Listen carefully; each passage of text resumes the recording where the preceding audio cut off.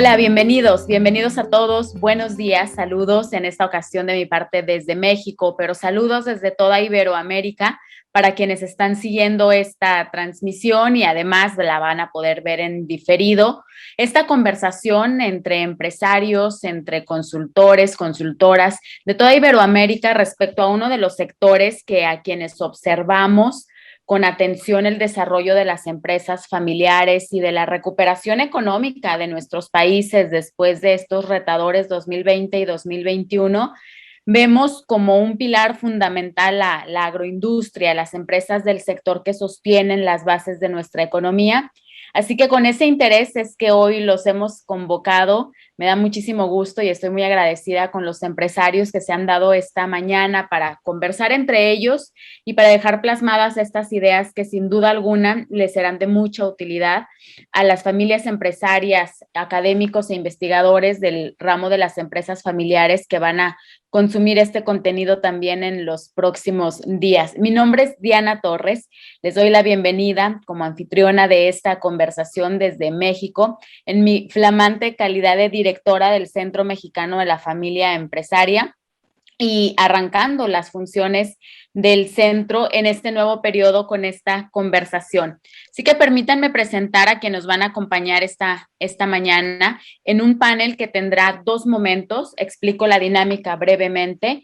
Hablaremos primero con 3 empresarios con experiencia notable, tanto en la gestión de empresas familiares como en el aprovechamiento de oportunidades para el sector agroindustrial. Estos 3 empresarios compartirán algunas ideas, reflexiones, debatirán entre ellos si así lo consideran, y luego pasaremos a un segundo bloque donde serán una serie de expertos, consultores, asesores de empresas familiares que harán también sus aportaciones y por qué no entablar un diálogo también con los empresarios. La idea es que en el momento en el que estés viendo este panel se vayan algunas ideas sembrando sobre cómo aprovechar las oportunidades que los entornos nos dan, especialmente en el sector del agro. Así que déjenme darles la bienvenida, por favor, a nuestros participantes. Nos acompañan en la primera parte del panel de empresarios desde Argentina, Raúl Di Giovan Battista. Él es miembro fundador de una empresa familiar, Aupex Open, en Argentina.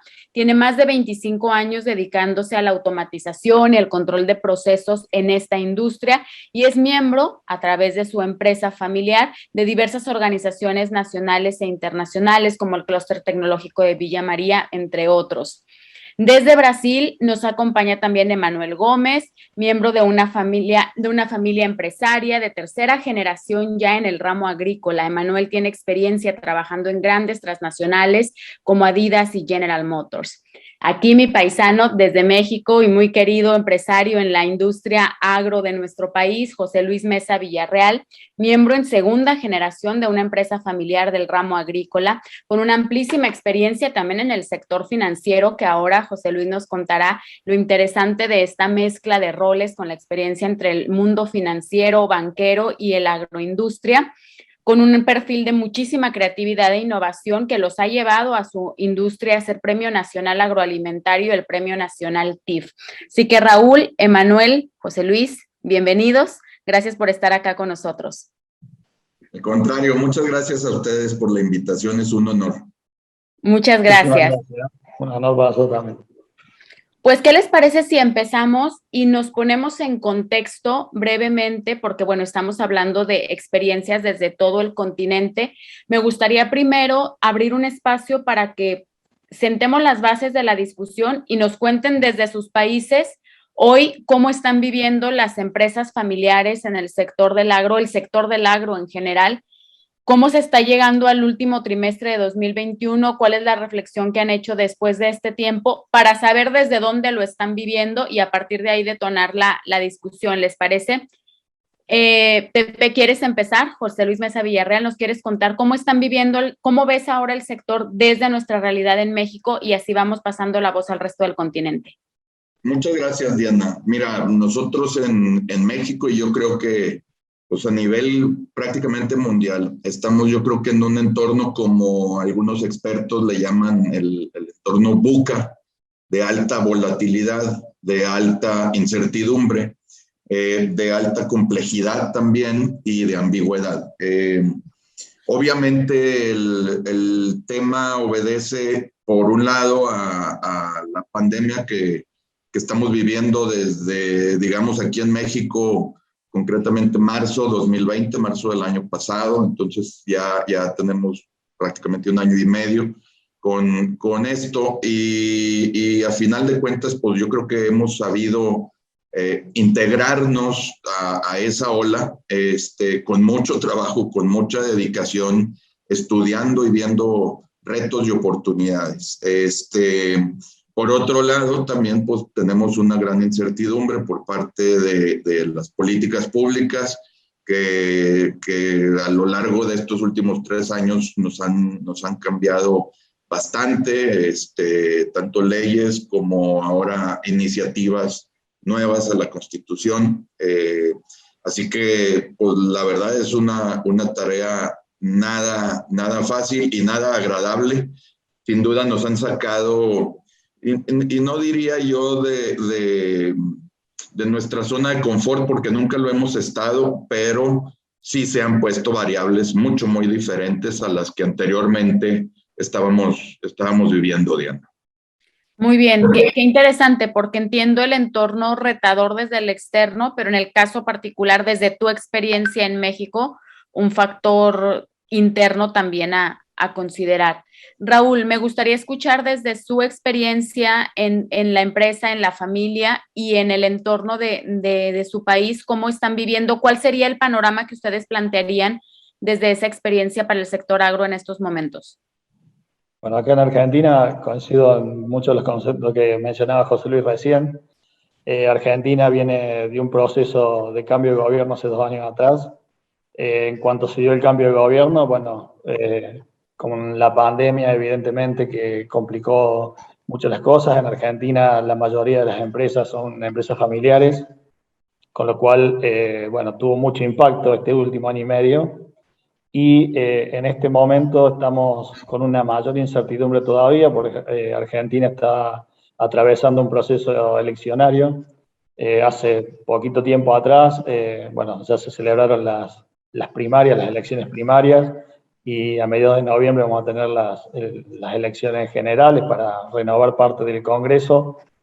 Y como el gobierno ha tenido una mala performance en las últimas elecciones, bueno, en este momento estamos en un proceso bastante convulsionado, donde se están reviendo muchas de las medidas que había tomado este mismo gobierno hace unos meses atrás, volviéndolas, tratando de mejorar un poco la situación y volcando en el mercado muchísimo dinero, que lo único que está generando a nivel empresario es mucha mayor incertidumbre respecto de qué va a pasar el día después de las elecciones, con, bueno, la gran masa circulante, la inflación y ya los problemas que veníamos acarreando desde finales del gobierno anterior, bueno, y durante toda esta pandemia, ¿no? Entonces, realmente hay muchísima incertidumbre en Argentina, incluyendo que muchos han decidido hasta frenar inversiones, hasta tanto no podamos tener no se aclare un poco el panorama, ¿no?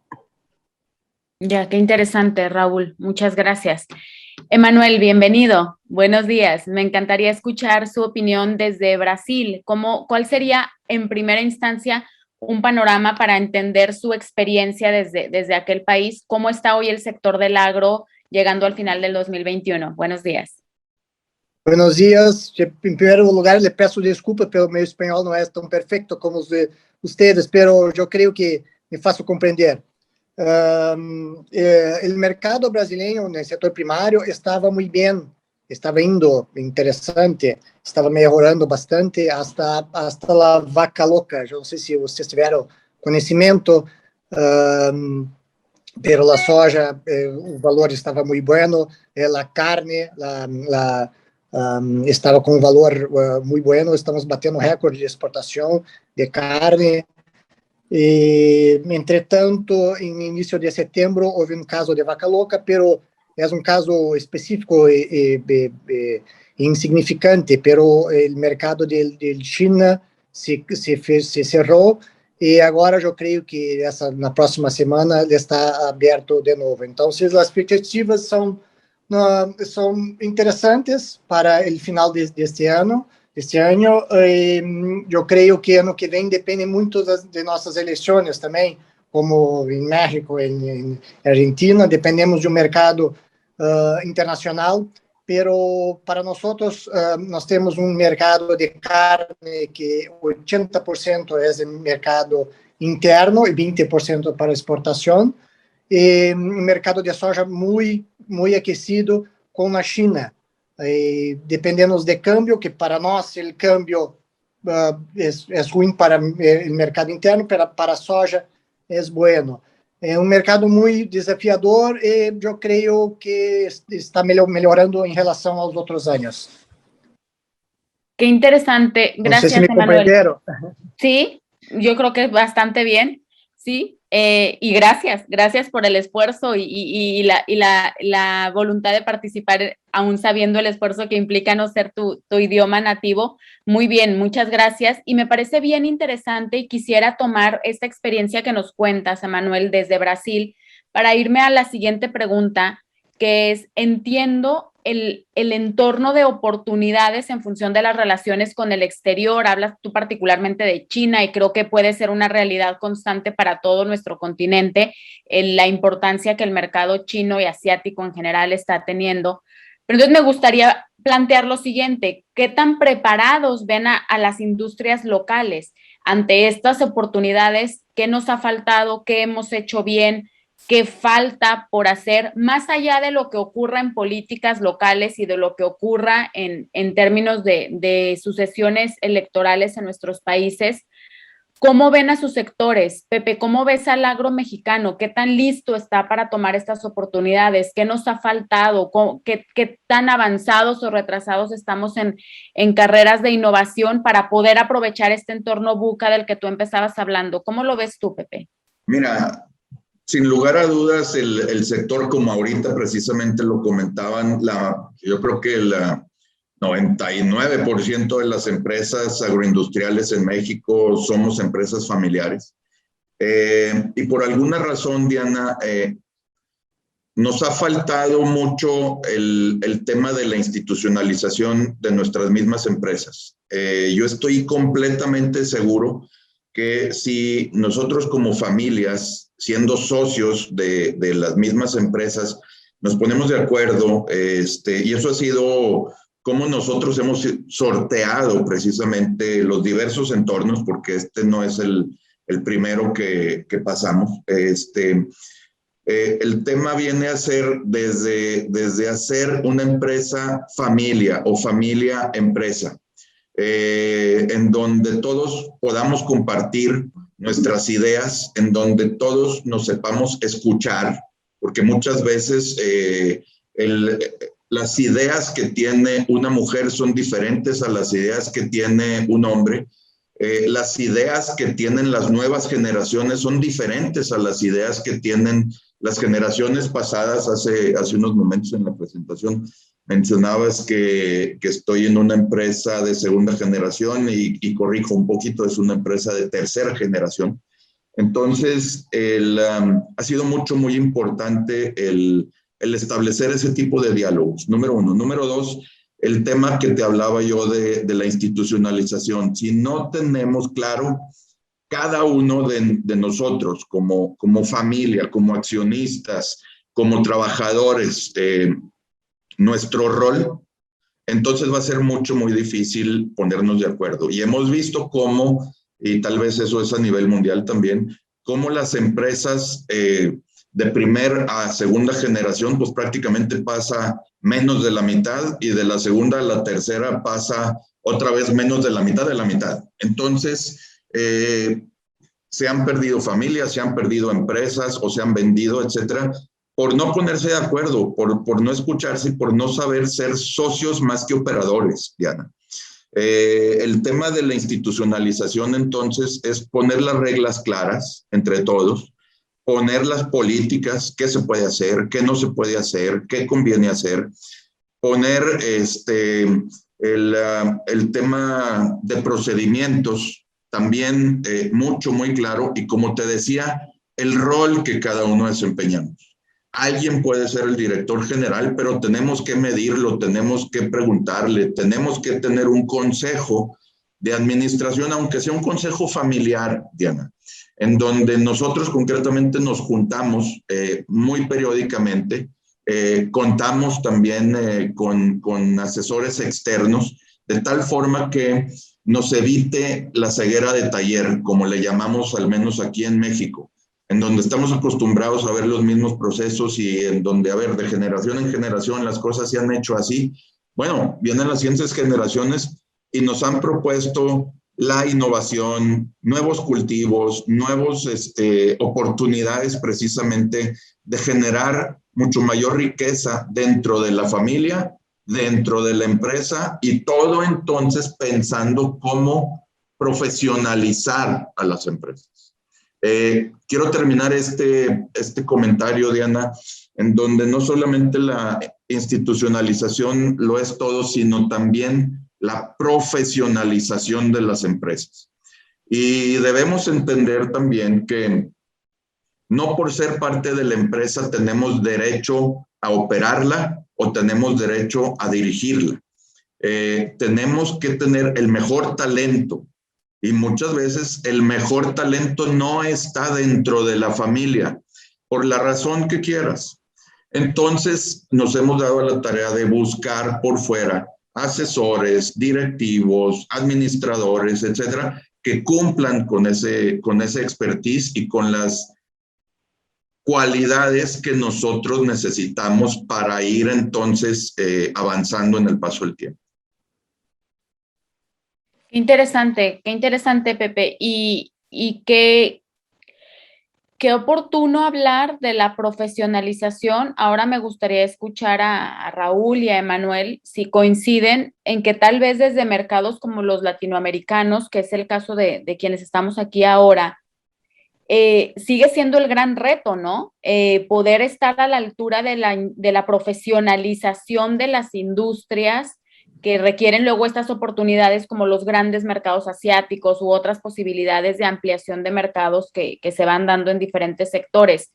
No sé, por ejemplo, Raúl, ustedes en Argentina, obviamente estamos hablando acá y lo que tenemos en común y lo que nos ha traído a este espacio es que ustedes son empresarios familiares que creen y han trabajado en procesos de institucionalización y profesionalización. Eso es lo que nos unió y lo que nos hizo conocernos.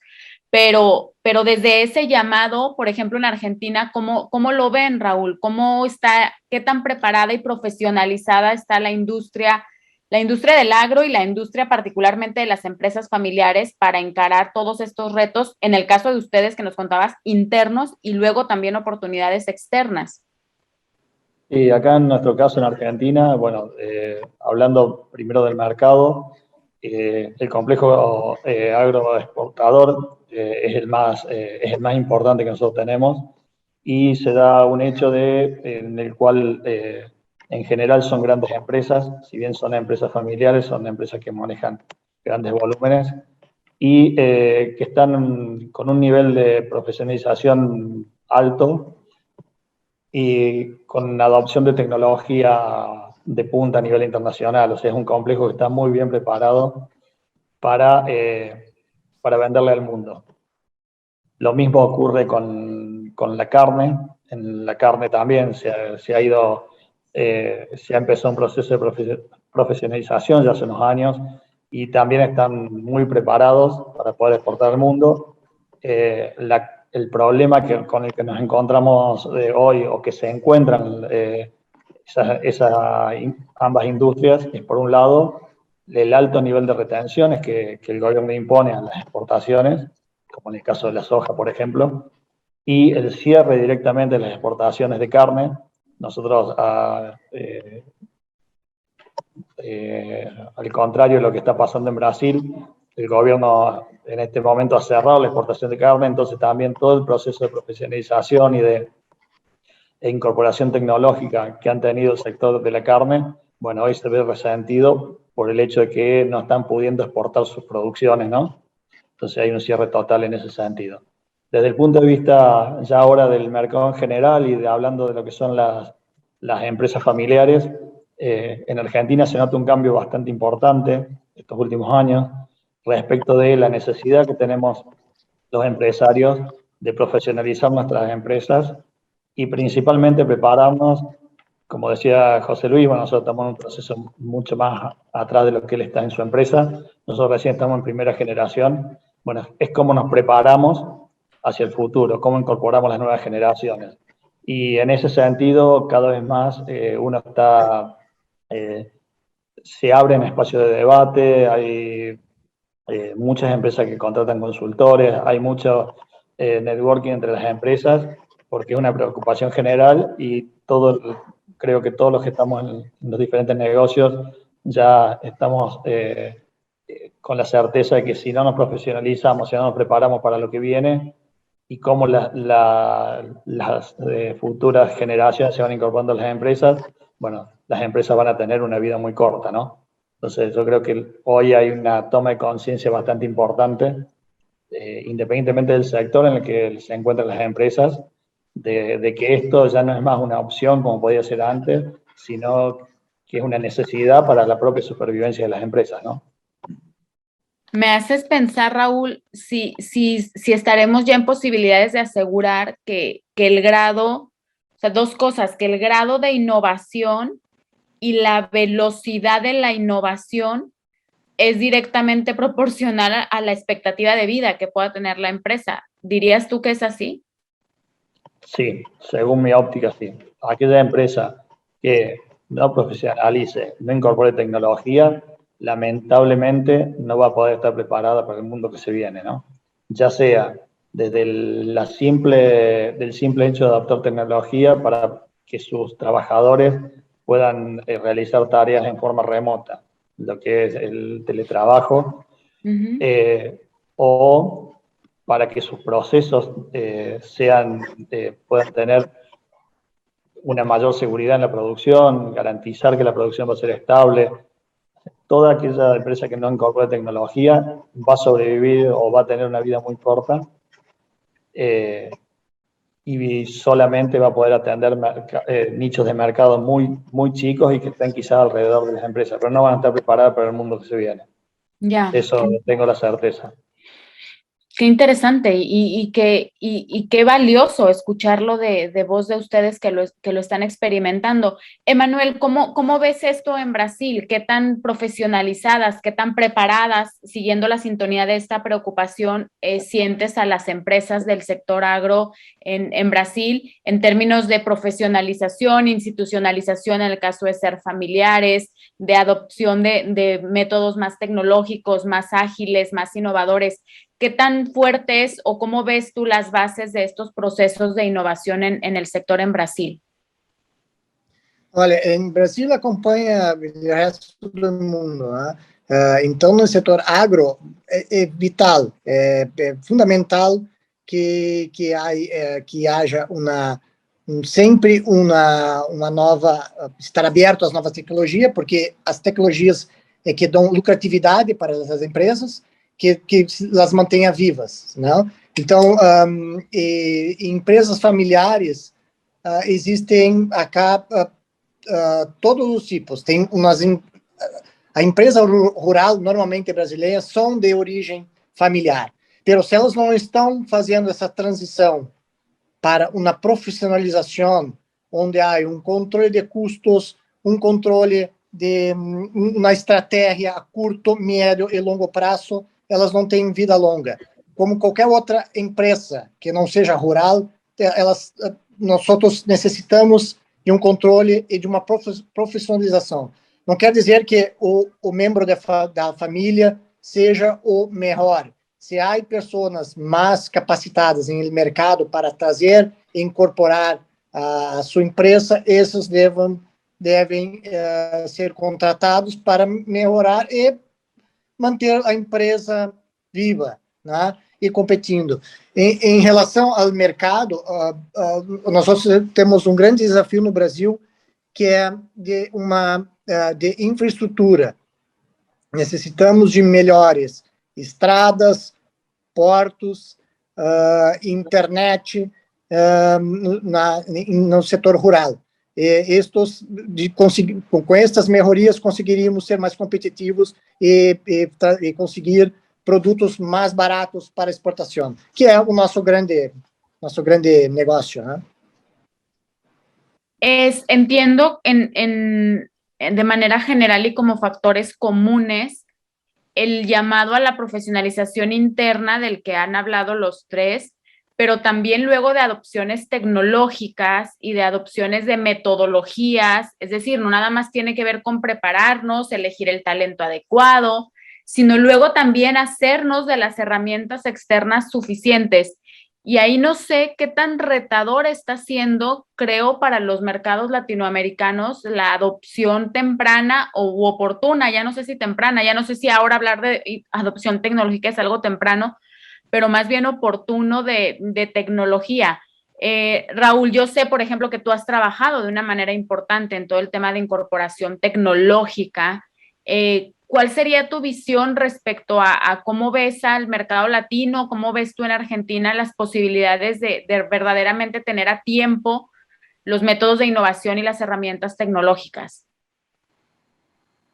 Mira, nosotros, bueno, además de trabajar en Argentina, hemos trabajamos en muchos países de Latinoamérica y por ahí nos permite hacer alguna especie también hasta de comparación en cuanto a la incorporación de la tecnología.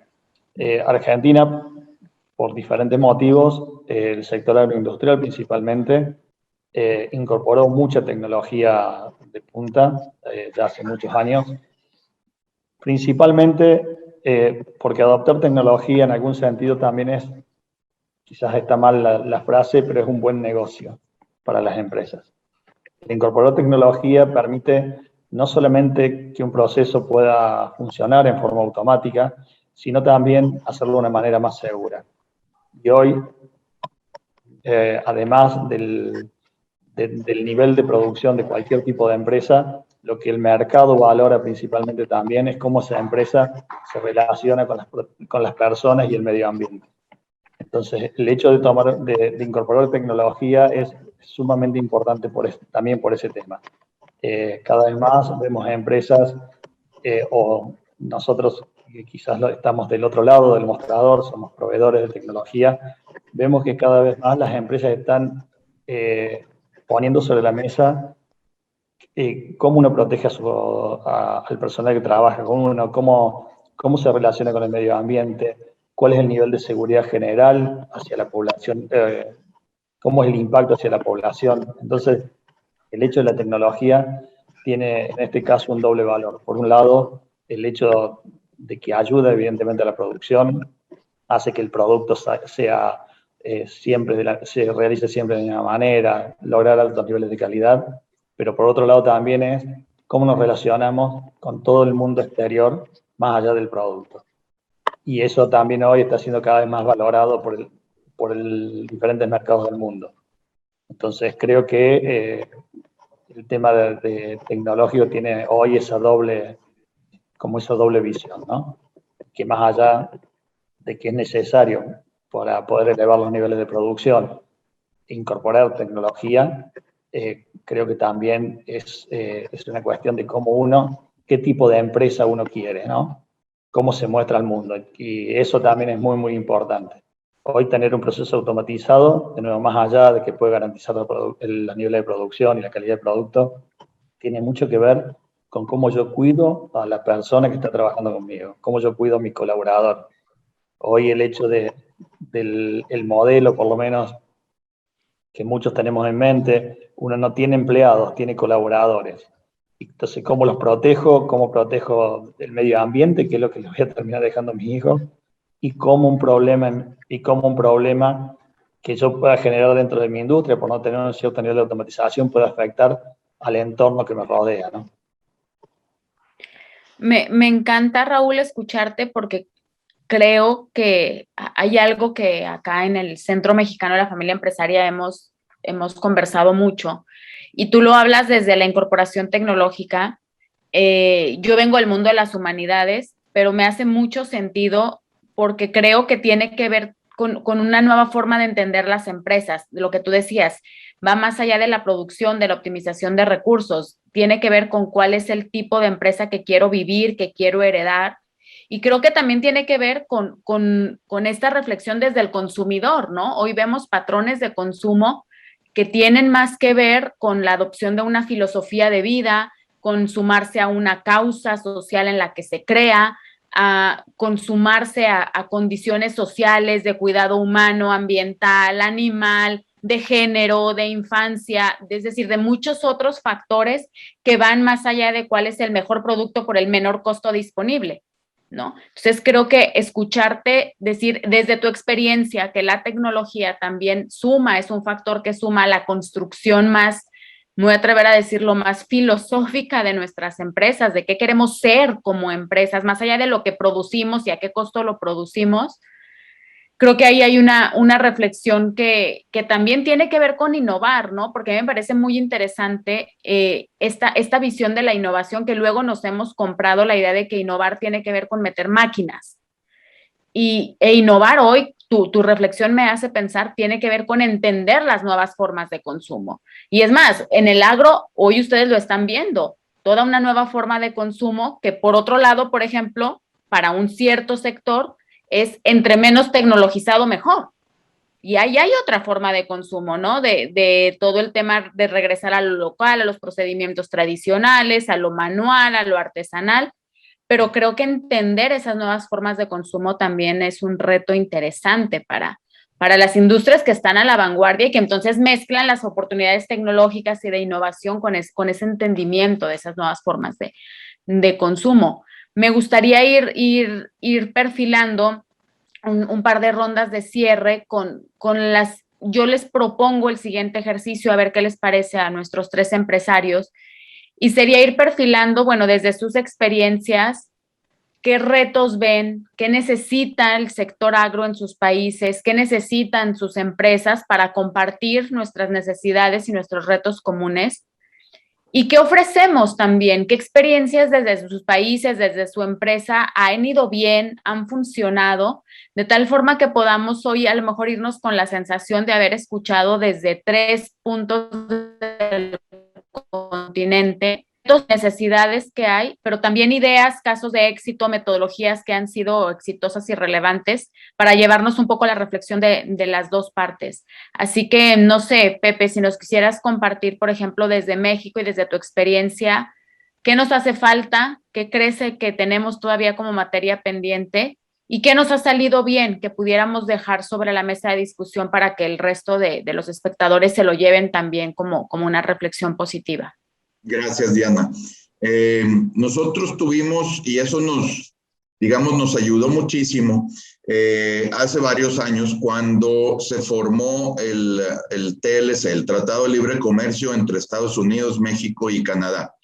En ese sentido, el sector agro, la verdad es de que nos sentíamos, y por eso te decía, no es la primera situación buca que hemos vivido en México, sino pues ya la tuvimos desde antes, el competir contra la economía más grande y poderosa del mundo que es Estados Unidos, pues hace varios años nos ponía en una situación muy riesgosa, endeble, por la falta de competitividad que teníamos.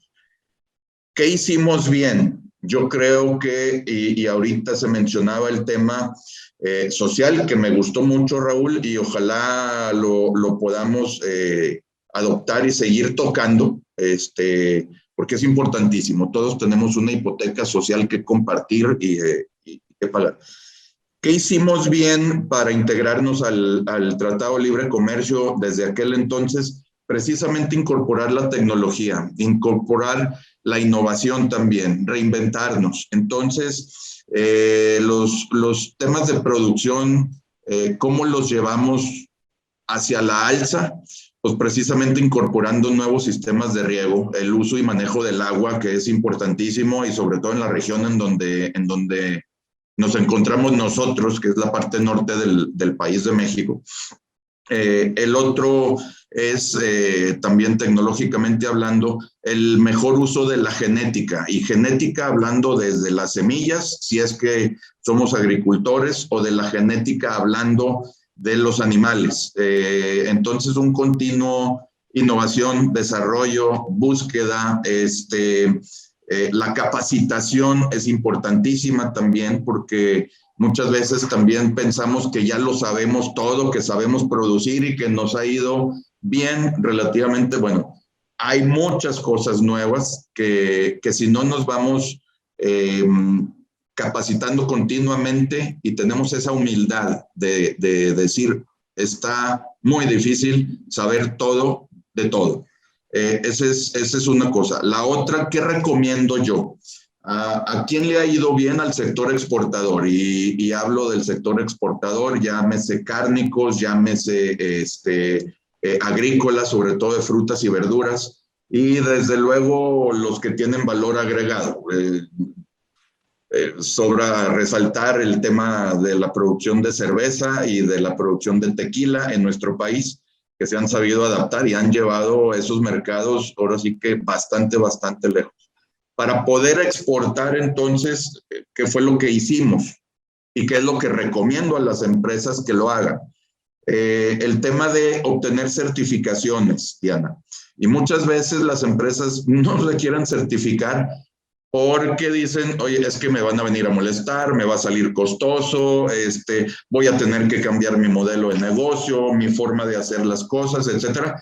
Créeme que hoy día, si no está certificado, primero que nada con Senacica, que es el parte del gobierno actual en México en cuestión de inocuidad y temas de salud agroalimentaria. Si no está certificado ahí, entonces pierdes la oportunidad de exportar. La otra, tener certificaciones internacionales. Y entonces nosotros hemos adoptado precisamente la continua, desde que iniciamos con certificaciones internacionales, las hemos ido renovando año tras año. Y sin duda nos cambió el tema de cómo tratar a la gente, de la responsabilidad medioambiental que tenemos, llámese del cuidado y uso, como decía hace ratito, del agua, y por otro lado, el tema de la contaminación. Entonces, eso ha ido evolucionando con las empresas que hemos adoptado este tipo de certificaciones. Y como te decía, importantísimo el tema de la capacitación continua. Muy bien, Pepe. Además, creo que la experiencia del TLC y bueno, y los cambios que se han dado ahora, que ya es el TEMEC, están siendo como el gran impulsor de estos cambios, ¿no? Creo que hay un aliciente ahí, en una zanahoria muy interesante que nos está haciendo correr a una velocidad que tal vez no está dentro de la zona de confort de muchas de nuestras empresas. Y más aún, Diana, ahorita hablando de temas de certificación de sanidad, inocuidad, etcétera, parte también de la innovación, que ahorita también se tocaba este tema. Bueno, una cosa es vender para el mercado nacional y otra cosa es vender a mercados internacionales. Y cuando vendes a mercados internacionales hay diferentes nichos también. Nosotros tenemos la fortuna, a diferencia de Argentina, de Brasil, de estar pues prácticamente a unas cuantas horas de Estados Unidos. De tal manera que nuestras exportaciones son relativamente fáciles en lo que es la cadena de suministro o en lo que viene a ser el transporte. Hoy día pues lo hemos visto cómo se han encarecido impresionantemente el flete marítimo, la falta de buques, la falta de contenedores, que a lo mejor ahorita nos lo platican o nos lo abordan Emanuel y Raúl. Pero el tema de encontrar nichos de mercado como la certificación halal para todo lo que son la comunidad musulmana, que hoy día tiene un crecimiento importantísimo a nivel mundial. Otra cosa ha sido el tema de la certificación kosher, que es otro nicho de mercado. Entonces, a ver, dentro de tus mismas exportaciones o dentro de tu mismo país, si tienes estas dos certificaciones, te van a abrir también la posibilidad de vender a nichos que por lo general no lo pensamos, pero ahí viene el tema disruptivo, Diana. Entonces, ¿cómo hago para vender más, pero también para vender mejor? Y este tipo de situaciones o de innovaciones es lo que yo recomendaría muchísimo para el sector agroalimentario mexicano. Qué interesante, Pepe, muchas gracias. Déjame ir un poco con este tema también, a ver, justo vámonos a la parte sur del continente. Emanuel, para ustedes, ¿tú cuál dirías que es, por un lado, fíjate, el mayor reto, la mayor complicación o reto, me gustaría más bien plantearlo así, que sigue teniendo el sector agro en Brasil, y la mayor lección aprendida de lo que sí ha salido bien, de lo que sí se ha hecho bien, que también pudieras compartirnos para llevarnos los dos lados de la reflexión? Eu creio que tanto em Brasil como no mundo, o principal desafio para o setor agro é a questão ambiental. Nós temos que começar a produzir mais produtos, mais grão, mais carne, com menos água, com menos campo, com menos utilizando menos o recurso do meio ambiente. Este é o grande desafio para o futuro. O país e as empresas que conseguir juntar a tecnologia com menos recurso, com mais produção, é que vai ganhar o mercado no futuro. Eu creio que o Brasil, neste ponto, está muito bem encaminhado. Teremos muita água, teremos muito campo, muito campo que temos muitas áreas de campo que podemos ainda utilizar e recuperar, principalmente, sem ter que abrir mais áreas, solamente recuperando as áreas que estão degradadas e que não estão sendo usadas, que solamente teremos que dar um ajuste nelas.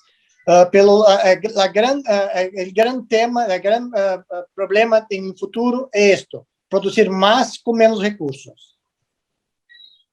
Sí, y definitivamente es el gran reto a nivel mundial, ¿no? Y bueno, ahí lo que nos decía Raúl hace un momento, el uso de la tecnología puede venir a ser un poco esa ventana por la cual encontrar esas oportunidades. ¿Cuáles serían para ti, Raúl, ese gran reto todavía pendiente para el agro en Argentina y esa gran lección aprendida de lo que sí ha salido bien que nos pudieras compartir? Mira, para mí como retos, y no solamente del agro, sino que de las empresas en general, una, como dijo José Luis, el tema certificaciones. Creo que eso es algo que muchas empresas todavía nos lo debemos. En nuestro caso en particular, siendo una empresa de soluciones tecnológicas, hace muchos años estamos certificados en normas ISO, no solo ISO 9000 para procesos, sino que también incorporamos, por esto que mencionaba de las personas del medio ambiente, certificaciones en ISO 14000 y 45000. Creo que un sistema integral, no solo visto de cómo produzco, sino cómo protejo el medio ambiente y las personas, es lo que nos debemos en general. Otro de los retos para cualquiera de los mercados, entender que esto no es más una competencia, sino que es una competencia y que debe haber, se llama un espíritu colaborativo entre empresas del sector para poder crecer. El mundo ofrece muchísimas oportunidades y ninguno solo lo va a poder atender. Así creo que eso también es algo que debemos cambiar, innovar en nuestra forma de pensar. Y el tercer punto de lo que mencionaba al principio respecto a la tecnología, entender que la tecnología no reemplaza a personas, sino que cambia su calidad de vida. Y eso creo que es más que importante. Respecto de yendo al otro extremo, de que desde mi punto de vista salió bien, por lo menos en Argentina, fue la incorporación de tecnología en los procesos productivos. Le ha permitido a Argentina tomar gran parte del mercado a nivel internacional, principalmente de nuevo, en lo que son las exportaciones de soja, y eso creo que ha sido un diferencial importante en los últimos años, ¿no? Qué interesante para poder ver como el escenario de estas experiencias diferentes. Me gustaría incorporar a la mesa virtual de discusión a nuestros 3 expertos, consultores, asesores en empresas familiares que nos van a complementar esta discusión. Si activan sus cámaras ya los podemos empezar a observar. Ya están por acá y estuvieron escuchando todas estas aportaciones. María de los Ángeles Lucero, Rafael Omem de Carvalho y Fernando Todd. María de los Ángeles desde Argentina, de la Universidad Católica Argentina, donde es doctora en Administración de Empresas. Y gran aliada del Centro Mexicano de la Familia Empresaria para trabajar y comentar y debatir estos temas de la importancia de la institucionalización de empresas familiares desde Argentina. Rafael Omem desde Brasil, también psicólogo, consultor para empresas familiares y consultor especializado con amplísima experiencia en empresas del sector rural, con lo cual creo que, Rafael, ahora tu aportación y tu opinión será sumamente interesante, así como la de Fernando Todd, abogado con 20 años de experiencia en el ramo corporativo y, bueno, fundador del Centro Mexicano de la Familia Empresaria y vicepresidente, además de esta asociación que se logró crear justo en plena pandemia para unir a las empresas familiares de Iberoamérica, Familias Empresarias Iberoamericana. María de los Ángeles, Rafael, Fernando, bienvenidos a la mesa virtual de discusión. Buenos días. Buenos días, muchas gracias. Buenos días, Diana. Pues empezamos. ¿Qué les parece si desde su experiencia, ustedes ahora en el lado de quienes acompañan, ahora los empresarios nos decían la necesidad de sumar a expertos, a voces externas a la empresa para acompañarlos en esta toma de decisiones? Me gustaría, con lo que hemos escuchado, María de los Ángeles, ¿qué ves respecto a la institucionalización, a la profesionalización? Cuando los escuchas, ¿cuáles siguen siendo para ti los puntos en los que tendría que prestar atención estas empresas familiares en el sector agro para aprovechar estas oportunidades de las que ellos han estado hablando? Bueno, los estuve escuchando muy atentamente. Me da mucho orgullo escuchar, por ejemplo, a Raúl, que, bueno, se ha formado en empresa familiar y creo que esta visión que él tiene tan humana de la empresa, y que también he tenido el gusto de trabajar con él y de conocerla desde adentro, creo que realmente es una de los ejemplos a seguir. De cualquier forma, lo que sí veo, y creo que es un camino que se comienza y que no... Yo como siempre digo, la gestión y el gobierno de la empresa familiar, entendiendo al gobierno tanto empresarial como el familiar, es algo que viene para quedarse, no queda en un protocolo, en un acuerdo. Entonces creo que el gran desafío justamente es estar siempre centrado en esa mirada hacia adentro de la organización, ¿sí? Pero también hacia la familia empresaria, que van en paralelo. Las empresas son dinámicas, las familias también van mutando, van cambiando, entonces esa necesidad de profesionalizarse en ambos sistemas, atendiendo siempre, digamos, a las características y a la composición que esté pasando esa empresa y esa familia. Como bien decía también Raúl, y coincido, o sea, con esto de los, y José Luis, en estos entornos VUCA que ya vinieron para quedarse. Antes hablábamos del entorno VUCA, ¿no? Hoy se aceleró y estamos inmersos en ellos. Entonces creo que el modelo de negocio de nuestras empresas puede cambiar y seguramente va a seguir cambiando y mutando, por lo cual la profesionalización interna, esto de tener estos órganos de gobierno activos es sumamente necesaria. Pero como familia empresaria también, esto que nos traía Raúl, decir, bueno, ¿cuál es nuestro propósito como familia empresaria? ¿Hacia qué negocios queremos ir? ¿Cómo queremos relacionarnos con el medio ambiente? ¿Qué es lo que le queremos dejar a nuestros hijos? ¿Qué tenemos para ofrecer al mundo? Entonces esas son conversaciones que ya trascienden lo empresarial y que entran, ¿no?, dentro de este marco como familia empresaria, decir, bueno, ¿dónde queremos estar? ¿Hacia dónde queremos ir? ¿Cuál es nuestro propósito como familia en los negocios? ¿No? Que ya trasciende totalmente lo económico, y creo que eso ya quedó, que es parte de lo viejo, ¿no? Entonces este espíritu colaborativo del que hablaba Raúl, las nuevas generaciones están muy orientadas hacia la sustentabilidad, ¿no?, de los negocios. Entonces creo que en ese sentido, bueno, hay todo un trabajo y hay un ejercicio que hay que hacer que tiene que ver con esto, ¿no?, con profesionalizar la empresa, pero profesionalizarnos como familia empresaria para poder justamente aprovechar todas estas oportunidades que el entorno nos trae. Sí, esta dualidad de la que tú siempre hablas y me gusta mucho en el enfoque de tu trabajo, siempre con la familia al centro, ¿no? Siempre con el que queremos ser como familia, para que entonces a partir de ahí se determine, bueno, qué hay que hacer y cómo hay que hacerlo y cómo aprovechamos las oportunidades. Me parece bien interesante.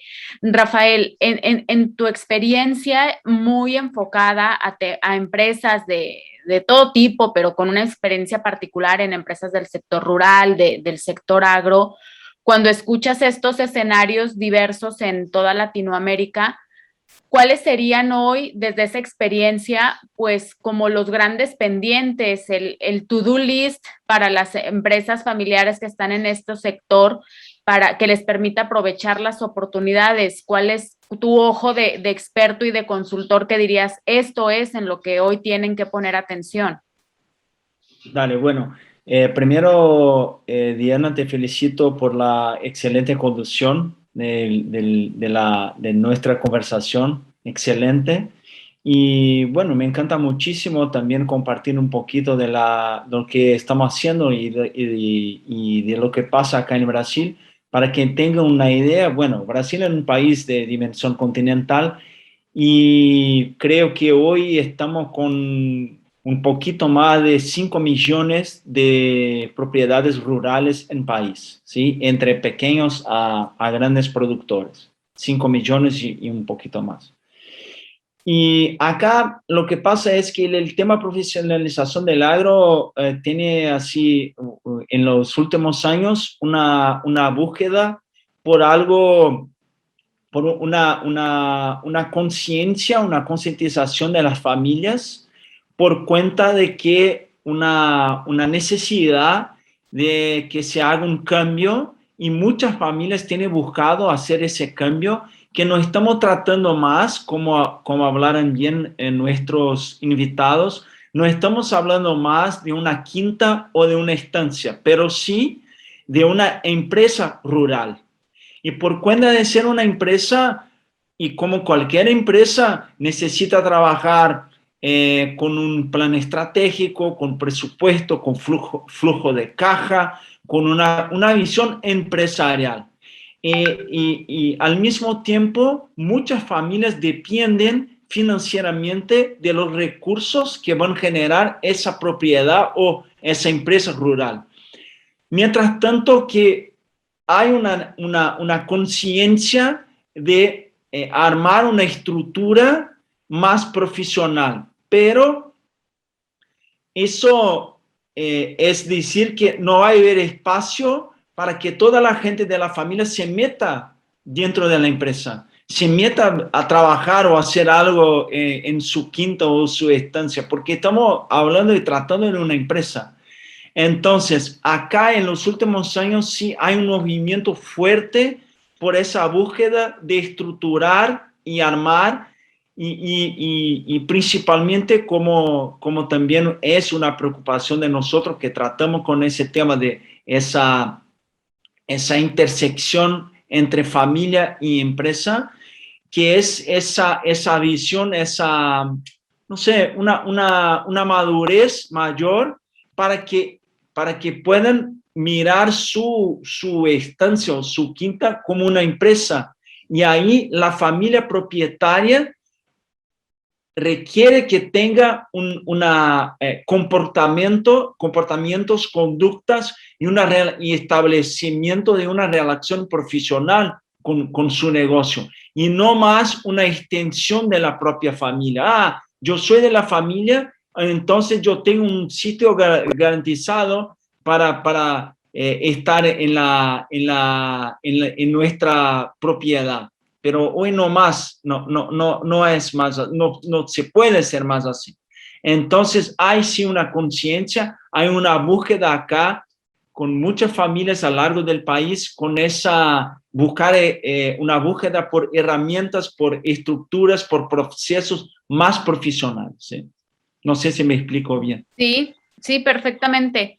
Rafael, me hiciste pensar algo que lo tengo que decir. Si está fuera del lugar, me lo dicen, porque mi experiencia no es obviamente relacionada al sector agro, pero me hiciste pensar algo. ¿Será que en el caso de las decisiones sobre la copropiedad y la coadministración de una empresa familiar, pensé esto, a ver qué te parece? Me imaginaba que claro, es que al tratarse de cuando la empresa y la propiedad es la tierra, materialmente hablando, me da un poco la impresión de que el reto para tomar las decisiones sobre de quién es, quién la administra, quién la gestiona, lo que decía Pepe hace rato, pues tal vez el mejor talento para administrarlo no está en la familia y hay que buscarlo, pero te escuchaba y pensaba, ¿no será que cuando se trata del agro, como el objeto en cuestión es tan simbólico, porque es justo la tierra, en muchos casos es la tierra donde nacimos y donde crecimos y donde se dio nuestra infancia?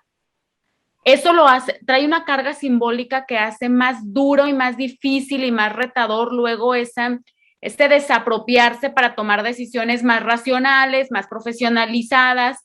¿Será que hay una carga simbólica detrás de que estemos hablando de una empresa que está materializada en un territorio? ¿O solo me lo imaginé? No, genial, genial, porque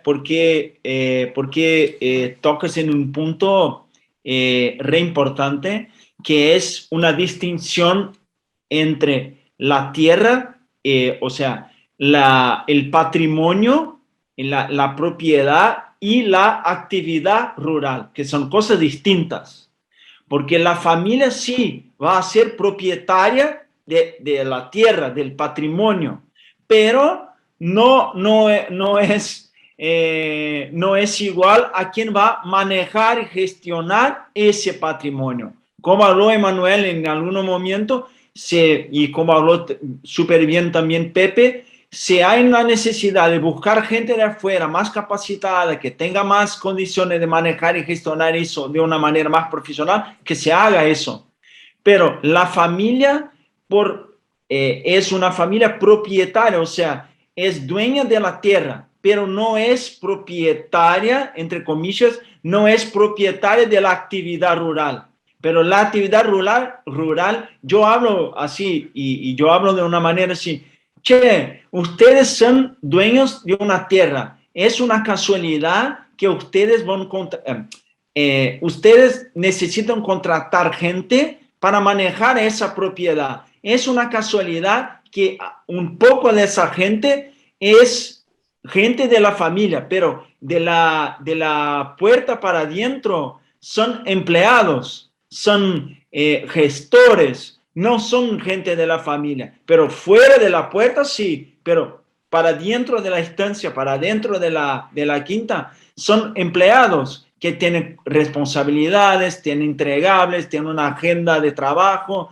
Bueno, ¿cómo es una empresa? Entonces, eso es, muchas familias aún ven eso como, hacen una mirada fusionada, pero nuestro trabajo también es algo así, que no sea fusionado. Estamos hablando de tierra, que es una cosa, y la otra cosa es de la exploración de esa tierra. Sí, lo entiendo. Qué interesante. Gracias, Rafael. Fernando, tú has acompañado a muchísimas familias en este proceso, en esta discusión interna, en esta retadora toma de decisiones que luego en este camino a la profesionalización, pues implica tomar decisiones como estas de las que nos han hablado, que no son tan tersas familiarmente, pero sí necesarias empresarialmente. ¿Cómo ha sido esa experiencia y de a partir de esa experiencia, qué podrías hoy tú dejar, Fernando, sobre la mesa como los grandes consejos a seguir a partir de estas ya muchas familias que has visto pasar por ese proceso?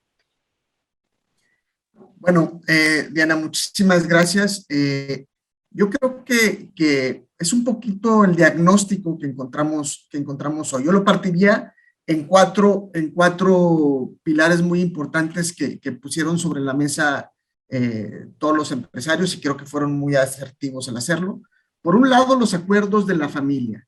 Creo que es muy importante que nos demos el tiempo de entender cuál es el contexto en el que estamos viviendo, toda la problemática que estamos enfrentando, y que vale mucho la pena sentarnos como familia a platicar cuál es la proyección que queremos para los siguientes años. Entonces, revisar nuestro protocolo familiar, si no tenemos, trabajar uno, para empezar a dilucidar hacia dónde queremos ir, como familia y como empresa, con todos los retos que esto trae. El primero es la profesionalización, que también se tocó aquí sobre la mesa. Hay que profesionalizar nuestras empresas y hay que profesionalizar los órganos de toma de decisión.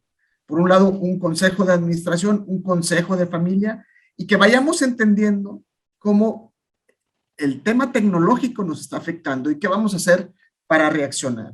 El tema de la innovación también nos está pegando y cómo podemos nosotros innovar sin andar de novedosos, como tú muy bien dices siempre, que no es lo mismo innovar que andar de novedosos. Y por otro lado, los temas ambientales, que sin duda son un punto que tenemos que empezar a abordar desde nuestras familias, tratándolo desde la perspectiva de la proyección de cuál va a ser el futuro de nuestra empresa, ¿sí? Y un cuarto pilar que yo creo que es muy importante y lo recojo aquí son los aspectos legales. Hablabas ahorita de el sentimiento intangible de la tierra en nuestras regiones. Y también tienen la complejidad de que por lo menos en México y seguramente en Argentina y en Brasil pasa lo mismo. La legislación agraria es complicada porque va relacionado a luchas políticas trascendentales como la revolución y la expropiación en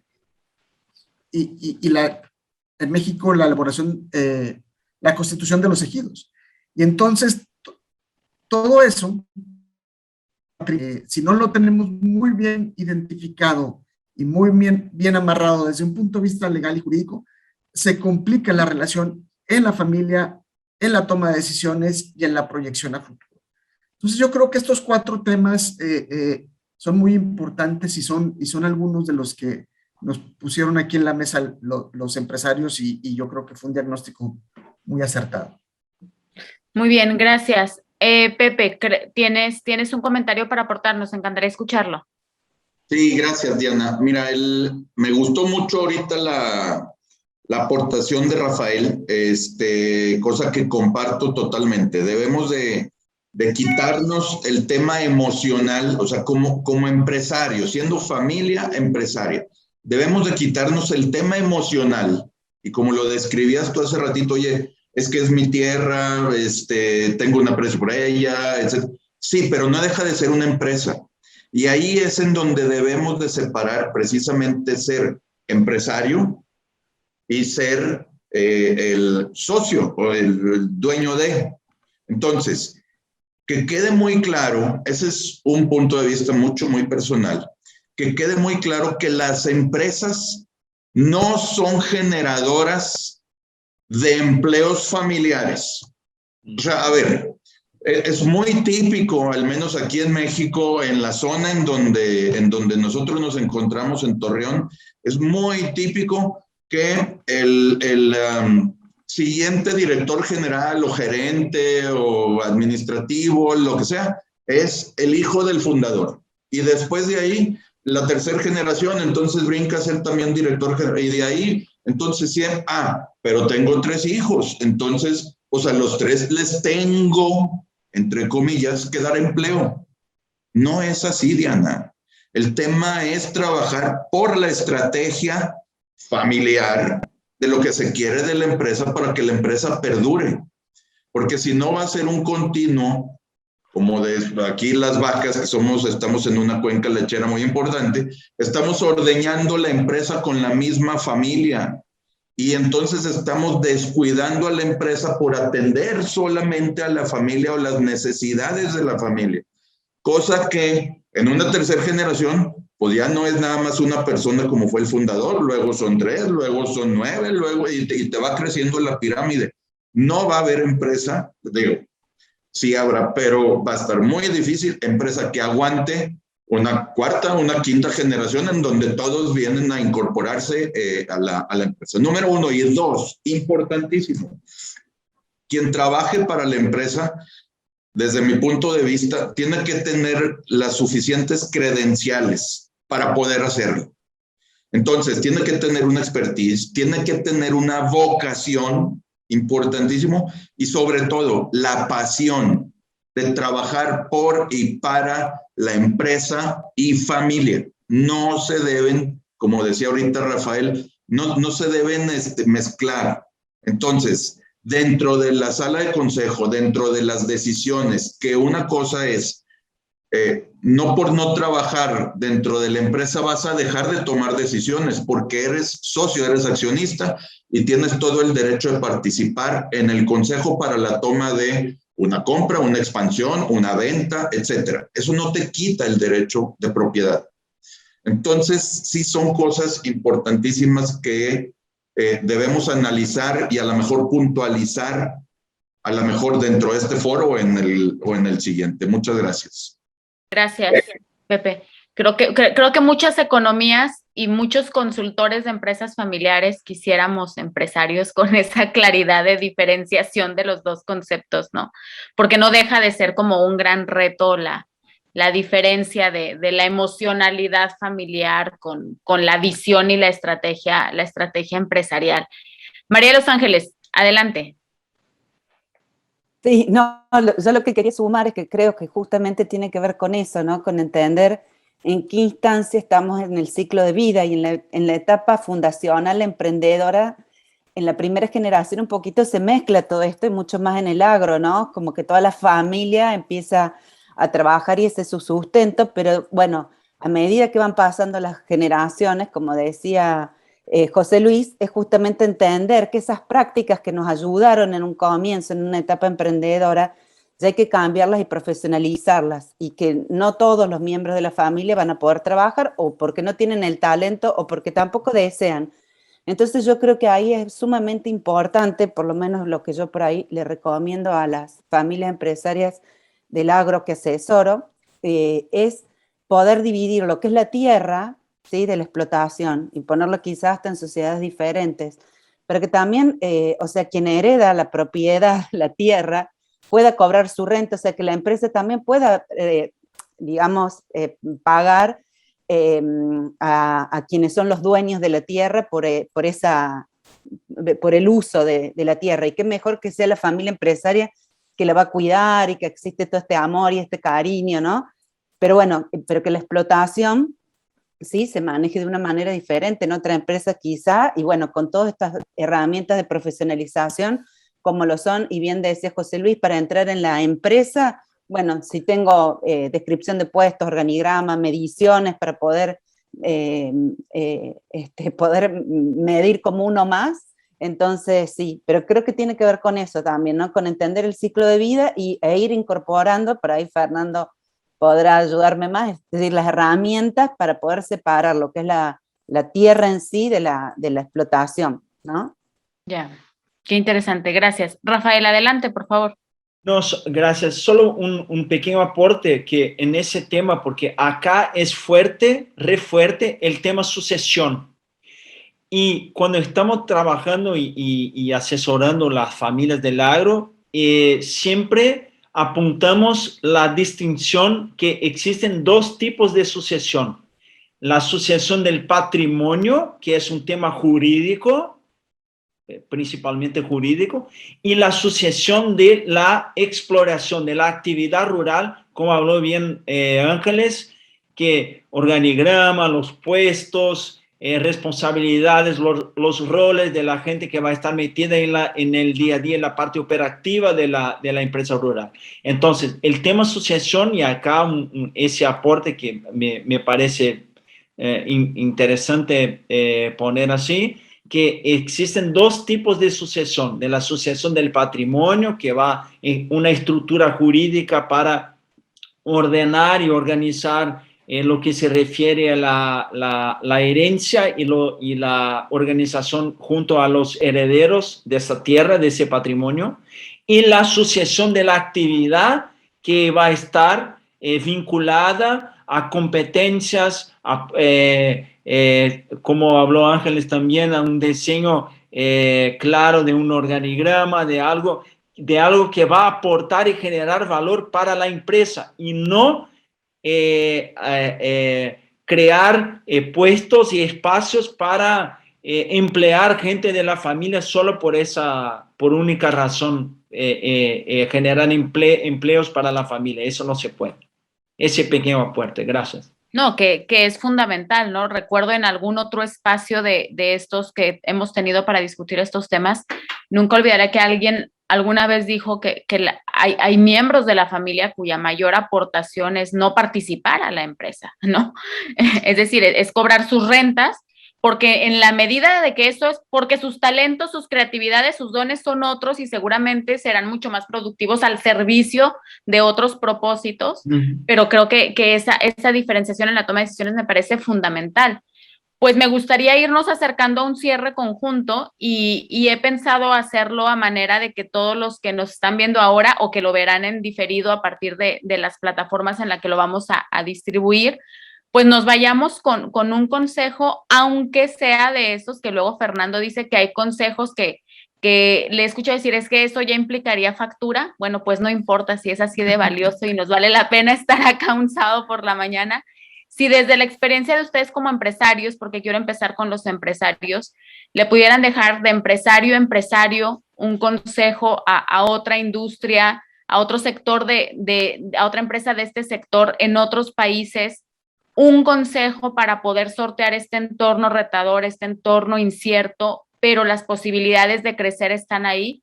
Si tuvieras que darle un consejo a otro empresario, Raúl, ¿cuál sería ese consejo con el que pudieras dejar sobre la mesa para hacer esa aportación y ese cierre? Además, si quieres comentar algo más a manera de cierre.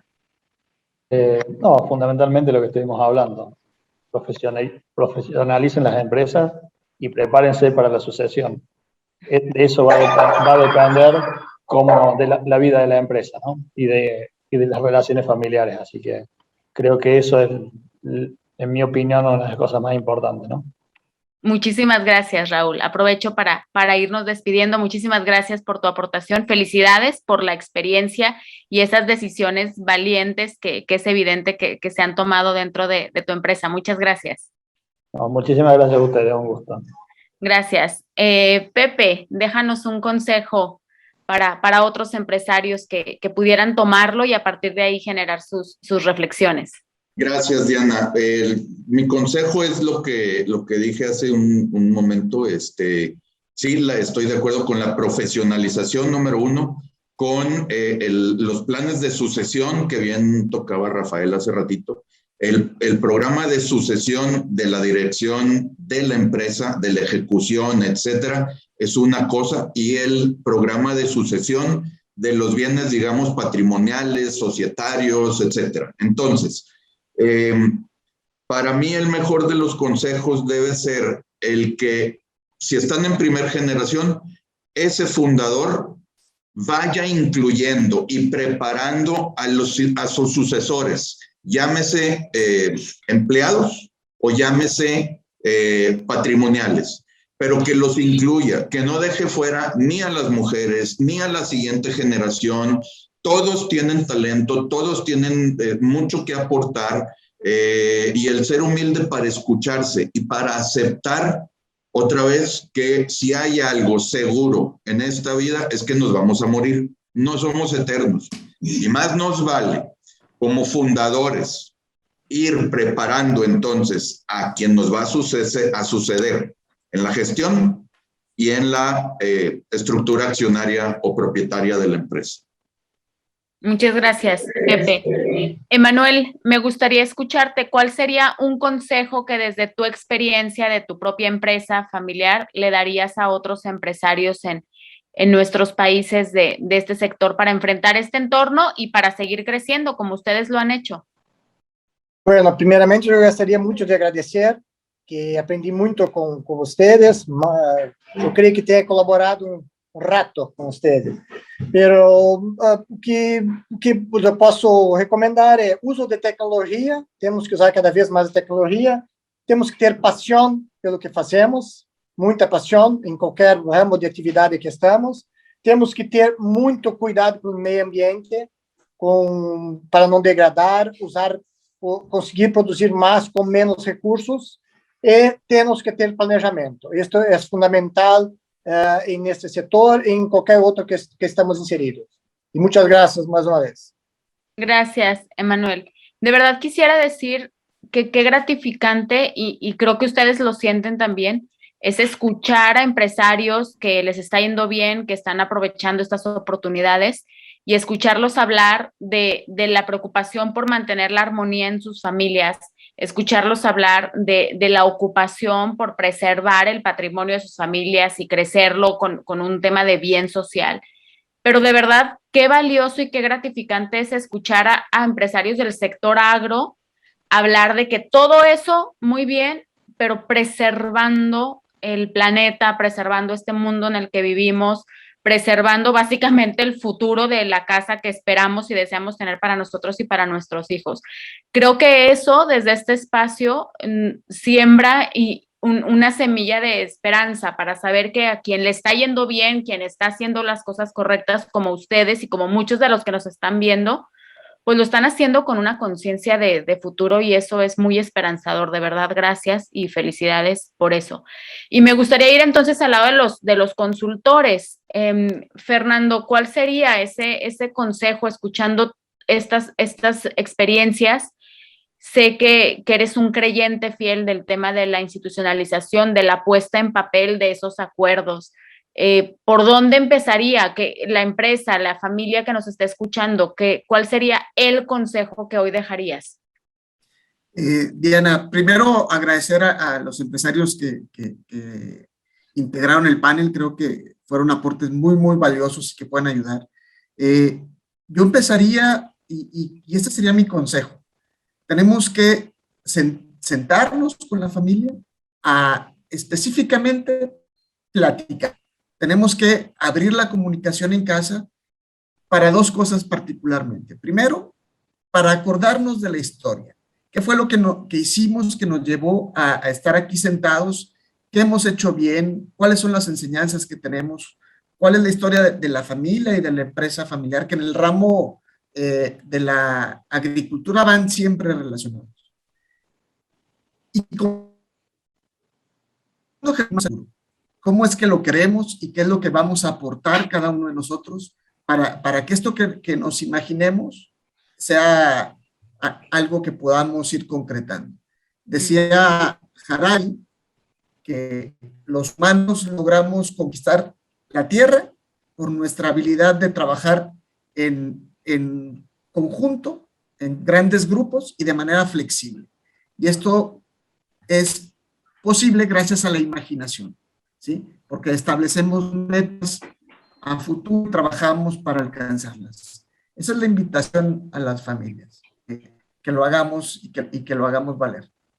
Gracias, Fernando, y gracias por compartir la iniciativa también de generar estos espacios. María de los Ángeles, ¿cuál sería tu consejo de cierre? ¿Con qué nos dejarías?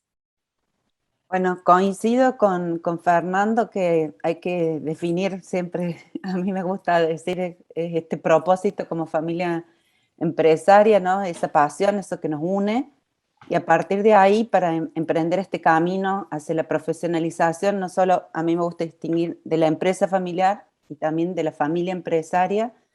El primer punto es, ¿no? Una vez que definimos el propósito y nos elegimos de nuevo como socios, decir, bueno, ¿en dónde estamos y cuál es el camino que nos falta recorrer? Y en este entorno VUCA, ¿sí? Tomar la innovación justamente como ventaja competitiva, que es lo que cada familia y cada empresa son diferentes. Entonces, si tomamos la innovación como esto, ¿no? De poder anticiparnos a la demanda y cómo tener una empresa sustentable y sostenible. Hoy creo que ya no cabe dudas de que tenemos que ir hacia ese lado. Así que bueno, tomar la innovación como ventaja competitiva para la empresa familiar. Esa es un poco mi visión.